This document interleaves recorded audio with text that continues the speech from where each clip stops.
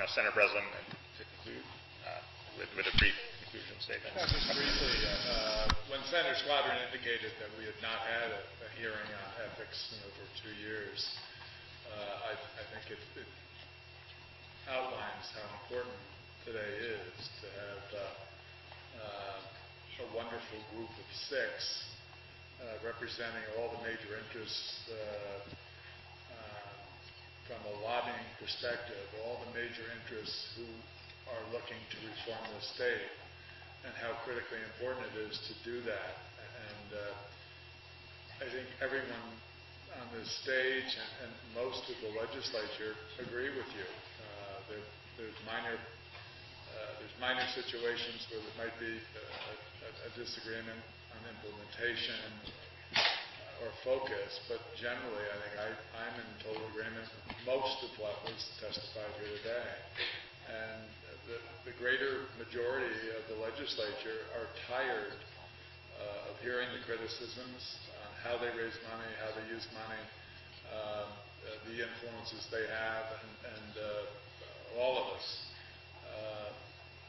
Some 2 years ago, I went on statewide television and talked about someone in my own conference who I described as a crook who belongs in jail, which was probably sugarcoating it somewhat. And yet, when you're opposed in re-election, you're part of that group of elected officials who can't be trusted. And most of us want to weed out those people who don't belong here. And the only way we do that is to have campaign finance reform, have stricter ethics, more transparent ethical rules, and really get to the point where there's a policeman watching us. That policeman isn't in the same group as us. We've reduced the amounts of money that particular groups can give us, that if we have jobs where there's the potential to be influenced, that we can't have those jobs, and if we have clients that present a potential conflict. I've never understood, I learned early in law school, that if someone in your firm does something, that's you doing it as well. So if someone in your law firm has a conflict with what you do, you have a conflict with what you do. And that's kind of 101. So I applaud each and every one of the 6 here today who didn't say anything new, but hopefully we've been saying this over and over and over. And there wasn't something, and a lot of times that's the most important part of hearings, to go home and say, yes, I have all the facts available to me. Let's exercise and make decisions based upon those facts. And it seems pretty clear and easy to me that a substantive law dealing with ethics reform is not that difficult.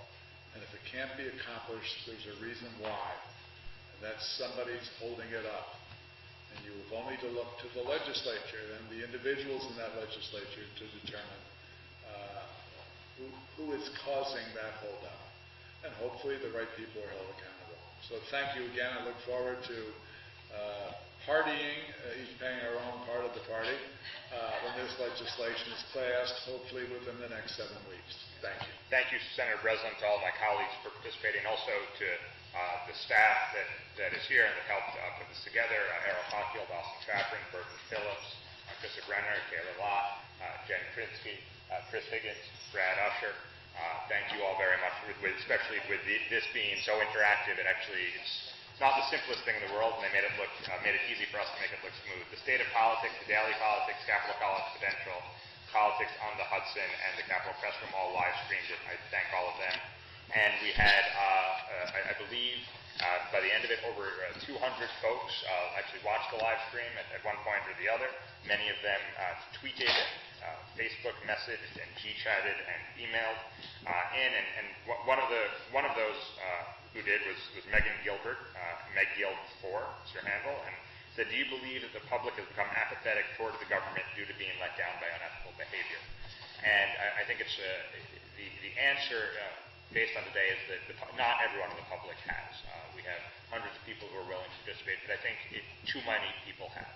and it's discouraging. And it's one of the reasons that we don't have a state government that tackles the issues that we need to tackle.